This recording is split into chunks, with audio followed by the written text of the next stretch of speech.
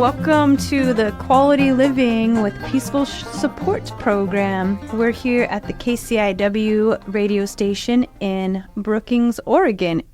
KCIW is a LP and the low-powered radio station in the Curry County, the Curry Coast Community Radio.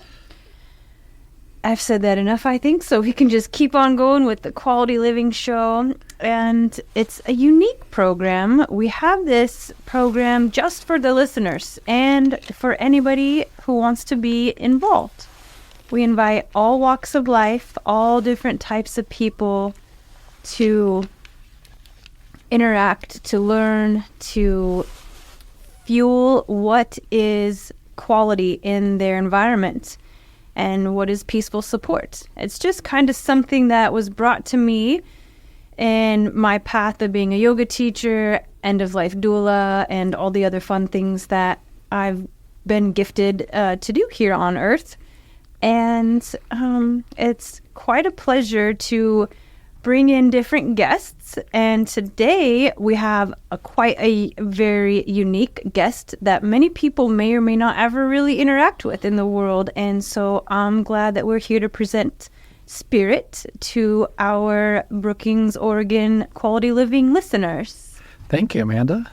Yeah, my name is Spirit Meller.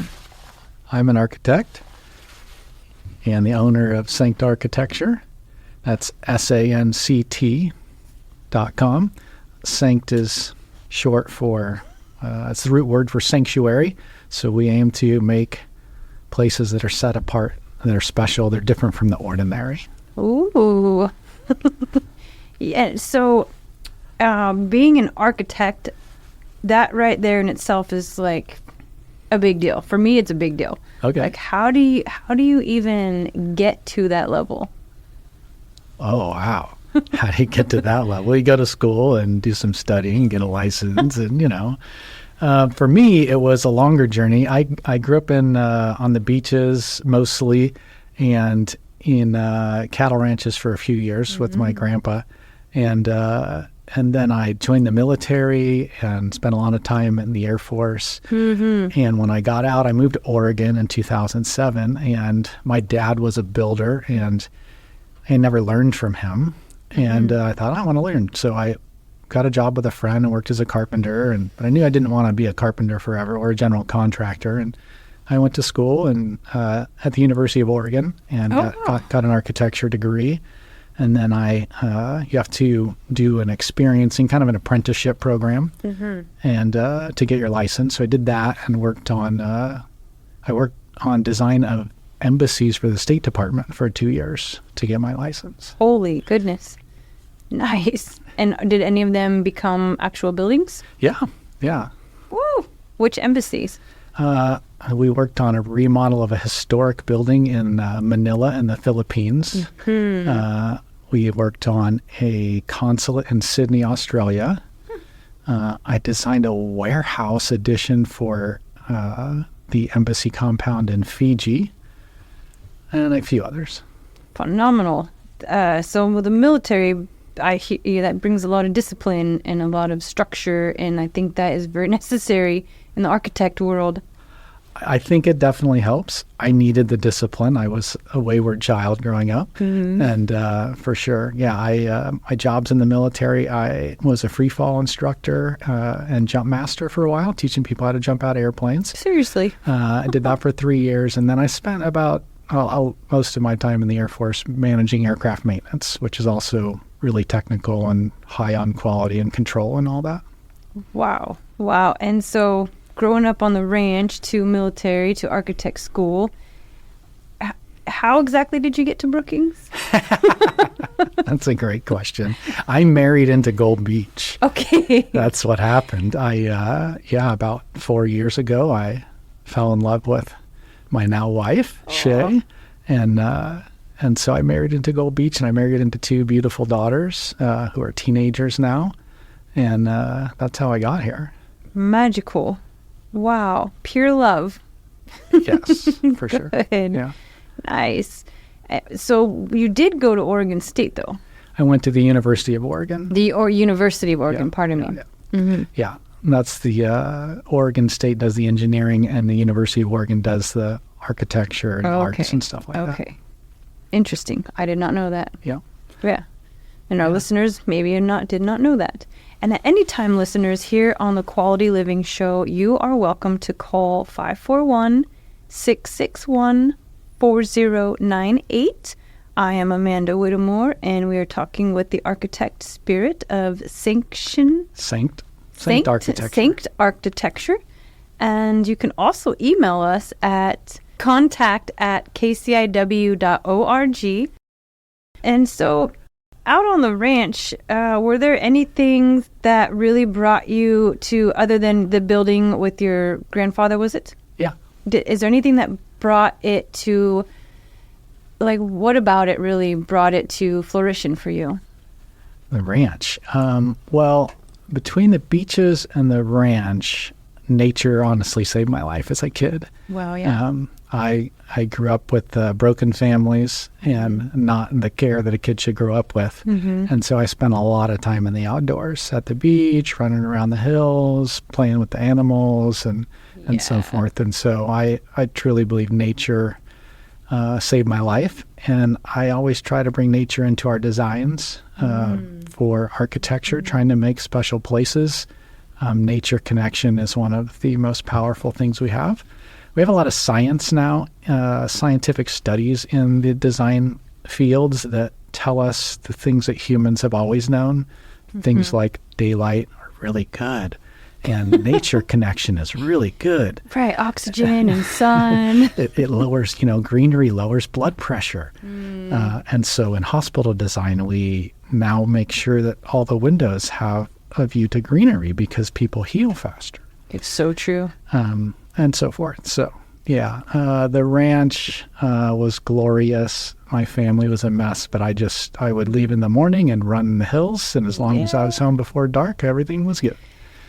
Yeah, that's a good feeling. Like, nature does heal. It really does. And especially in our youth, when, like, we're needing that extra attention or that communication level that is non-existent, plants talk. They really do. Animals speak in the most unique, different ways. And rocks. I love rocks. Yeah. Rocks, minerals, different elements. I studied Japanese garden design in Japan one summer while I was in architecture school, landscape design. And the old masters would make, some of the gardens would have these massive boulders, and it would be called a rock garden. Mm-hmm. And so I remember posting on social media from Japan, "I like big rocks and I cannot lie." But I've always loved rocks. Rocks are amazing. Yeah, it's true. They have a different element to them that just is so nurturing and supportive. Just holds this center of peace. Yeah. Nice. How about, what we like to do is, since we are on the Quality Living Show, we like to ask our guests, how does the word quality feel to you? What does it represent to you, as we're talking about how a rock represents different energies? Yeah. I think the word quality has a profound impact on humans, especially because we live in such a quantitative culture. Everything is about measuring numbers in our culture. Mm-hmm. And so if you are into quality, I think you're countercultural in our society.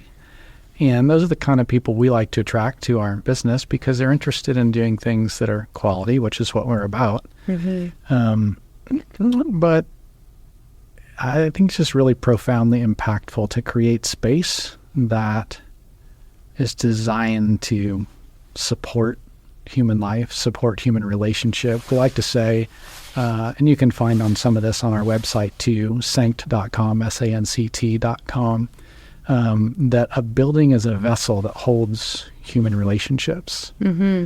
And so the interactions happen within there. Mm-hmm. And the shape of it, the lighting, the temperature, the spatial design, the levels of privacy, they all profoundly affect how we feel and how we act as humans. And, home is the place where children get raised. It's where we have all these memories of being cared for, of being nurtured, hopefully, of laughter and, rest.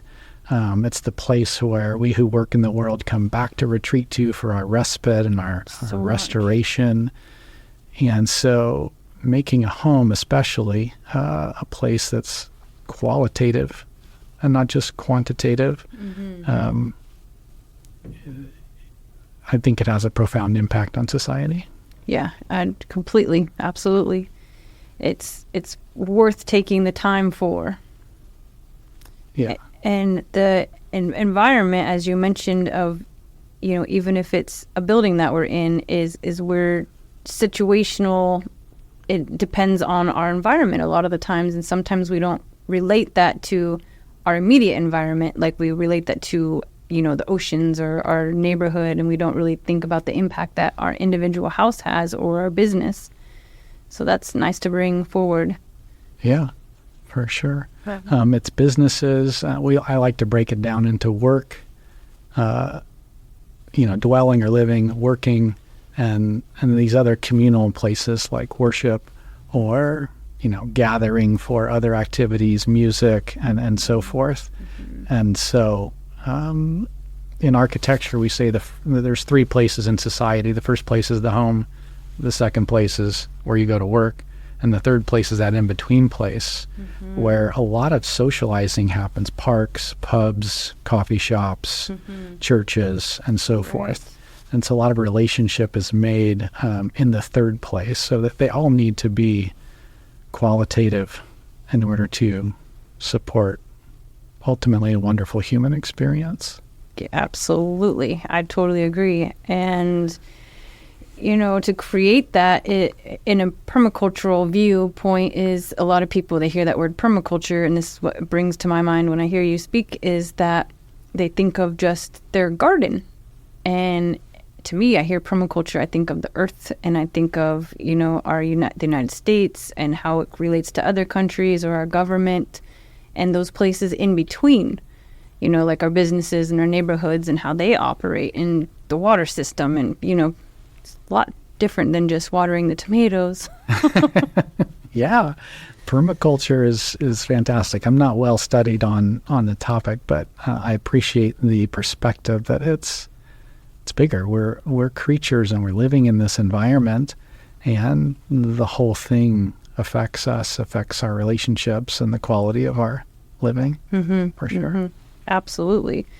And we have with that also, we like to talk about, because there's all of that, and it could be in any way, shape, or form, but the vision I like to create for the environment and for the show is with peaceful action, because it's very easy to create something. It's even easier to destruct something or to demolish it or let it fail or just forget about maintaining it. But and that's what I was raised on, was maintaining everything. Like whatever you have, you got to maintain it with peaceful support. And like, how do you find that in your environment? Yeah, peaceful support. Well, my wife is my number one peaceful support. She's amazing. I'm very thankful for her. But I have so many others. I'm so blessed to have such a rich support network of friends, of family. And I often say I've been serially adopted in life. Serially adopted. So whether it was as a teenager or later in college or since then, I've just had families and churches and other people just adopt me and take me in and love me and provide support. And I mean, that's how I have found peaceful support in my life.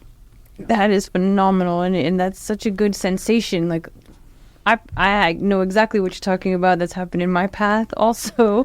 But I mean, some people don't understand what that is, because they have their single unit family and they go about, having those designated roles in their world. And like some of us who've gone through crazy family settings that nobody could really understand, we kind of find aunties and uncles and dads and sisters and brothers everywhere we go. We just become serially adopted. Yeah, it's beautiful.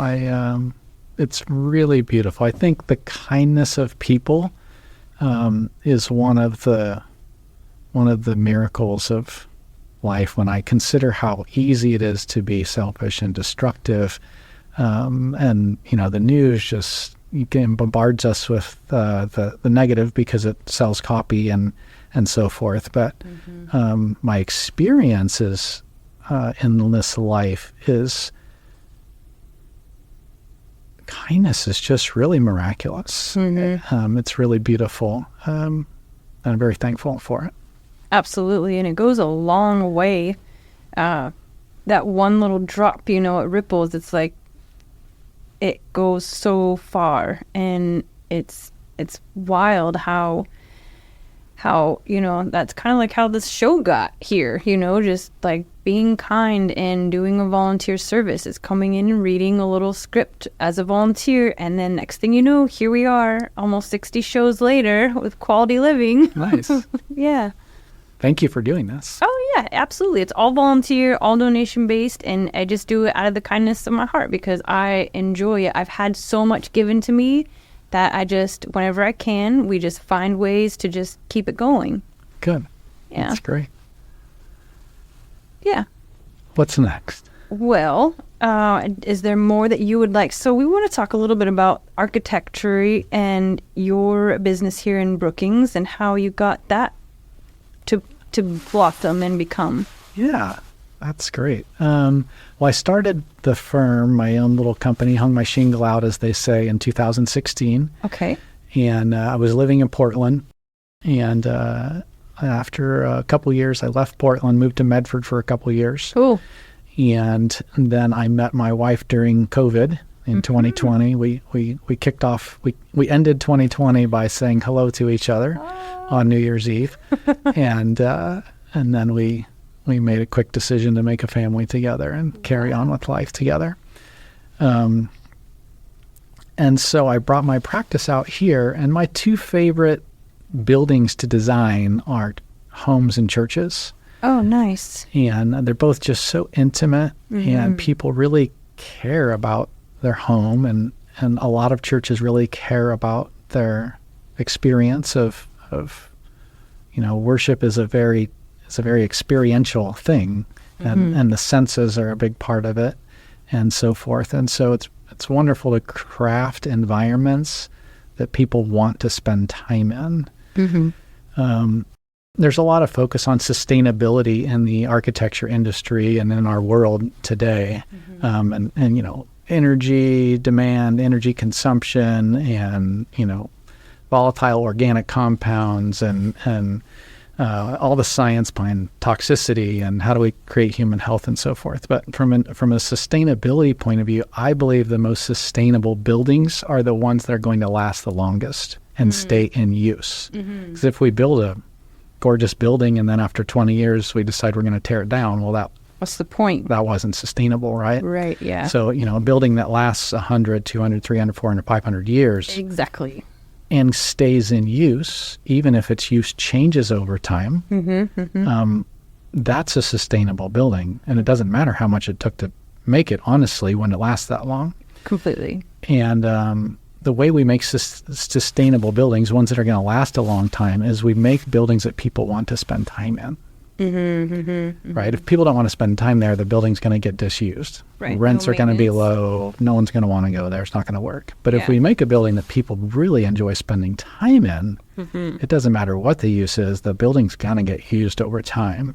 And that's a combination of various factors, daylight, nature connection that we talked about, lighting. Lighting is about catching light on a surface. And so there's a lot of light design that goes into lighting fixtures, but nobody wants to look at a light bulb. Right. What you want is you want to see light on the surface. And so how we arrange the lighting to produce those effects is what creates the environment. Spatial design is another big piece. I like to say a diversity of privacy. So in a home where there's going to be, say, 4 people or 5 people, we want to be able to be together and have really great communal experiences. We want to be able to retreat and have private time, and we want to be able to be in between, Right. where I can see you, I can hear you, I'm aware of you, but we're not really together right now. We're just, so you have to create the space in a way that can provide for those 3 conditions. Acoustics is huge. Oh. We build with so many hard surfaces now: glass, concrete, drywall is very hard, and so forth. And so great rooms are really popular right now because they're communal and we can gather and we can create big glass and these big views, but they can get really acoustically live, which can be not enjoyable on the ear, especially if you, say, invite friends over and you've got, 8 or 12 kids running around. Right. That's for sure. So acoustic performance is really important. Thermal delight, nobody wants to be cold, nobody wants to be hot. We rate buildings in our industry on occupant satisfaction in the thermal environment. So, do certain systems perform better than others? Forced air systems are the worst performing heating and cooling systems of all. Forced air? Forced air, which is... Forced air, yeah, okay. Forced air, but that's what most of America uses. Yeah. It's not legal to heat and cool that way in Europe because it's the least efficient energy-wise, from a mechanical engineering point of view. It's the least efficient way to deliver hot or cold. That makes a difference in the quality of how it's affecting maybe the human even. Yeah, that forced air gets the lowest level of satisfaction from occupant ratings. Interesting. Yeah, that's really interesting. Air quality, obviously, we talked a little bit about toxicity and VOCs, but fresh air and movement of air is important as well. And when you put all these things together, I like to describe it as hospitality. The word is a Latin word. It comes from when, in the old days, in Roman times, when a visitor would be traveling and they'd come through your town, would you open your door and let them come and stay the night? That's hospitality. And so there's 2 levels of hospitality here. There's you and others. And does your home, your space, your church, your business, does it welcome and hold relationships well? Right. And then there's your relationship between you and your home. Does your home do a good job being hospitable to you? Right. And so at Sanct Architecture, we like to design buildings that do a good job at hospitality. Nice. So yeah, that makes a huge difference. There's so many different parts to the equation that people would never even fathom. Right. Yeah, they just have an idea of it, but it makes a lot of sense when you bring it in that perspective. Right. All the requirements and when we're going, I had a friend, she was building a house, and maybe it was who she was working with, but she was overwhelmed with all the details she really didn't think were going to be details. Yeah. Whether it's just picking colors or plumbing fixtures or trim profiles, there's a lot of details. And I learned in architecture school that as we're resolving all of these inputs, if you change one thing, it changes everything. And so you're not just deciding about a color or a trim profile, you're deciding about the whole space. Correct. And all of the decisions have to work together at the same time to produce a really wonderful result. And I think we've all been in spaces, they just don't feel right. You go in and either consciously or subconsciously, something's off. Right. And it's because all of the decisions haven't been resolved together at the same time. Yeah. Right. Or with thought of them in mind of how they affect one or another. Right. Yeah. And with architecture, we are on the Quality Living Show for those who are just tuning in, and we're here with Spirit of Sanct Sanct Architecture. Architecture, and tell them where they can find you. You can find us at sanct.com. That's sanct.com. And there's an email and a phone number there. You can reach out. Perfect. Awesome. And so if they're thinking of having a space designed, you said you do remodels, Yes. and you also do new developments. Yes. And is there anything other that people maybe aren't even thinking, but it's probably sitting in front of them, they just don't know that it's possible? Oh my. Well, we do commercial and residential. As I said, we love to do churches. Occasionally we get asked for landscape, outdoor living environments. And we like to do those in conjunction with a building. We can refer, if you just really want only landscape design, where we would just end up being kind of a middleman. And so I'd rather you get directly with that professional. Right. And you would do more the whole package. If they're thinking of redoing the outdoor, making a whole new patio, outdoor living space, you would say, well, let's look at what the house looks like and remodel that too, possibly. Well, I try not to do scope creep. People have a budget, you know, and they have an idea, and let's focus on the perceived pain point of, hey, the outdoor space isn't working for us, or we don't have it. So, you know, I'm not trying to upsell you on doing your whole house. Right. But if I show up and we're here to talk about it, and you go, well, I really don't like how this fits, and I don't like the flow, I'm happy to talk about that for sure. And leading into the garage or whatever else, they're really, really ignoring. But what is the real point of them? It's always an adventure when you show up to, you know, another human being's space and their thoughts and feelings about it. And it's one of the things I love about this profession is every day is different. It's always an adventure, and you know, between the people and the building and how the building was built. And how the site and the way the sun, you know, is oriented to the site, and trying to do passive solar design and you know, all of it. It's just, it's great because I love problem solving. Oh, good. And architecture is a great problem solving career. Nice. For those who are looking to get into architecture, what is something that you would be able to advise them of, or what worked for you? Yeah. Well, we've had a couple high school students come and intern with us, so that's always an option. Even if you're not a high school student, reach out and we can talk about next steps. Becoming a licensed architect in our society requires a professional degree and then an apprenticeship program and so forth. But you can enter the profession without getting a license by working with an architect. Perfect. Well, thank you, Spirit, for being here with us today on Quality Living. Appreciate it very much. Thank you, Amanda. Have a great day. You too.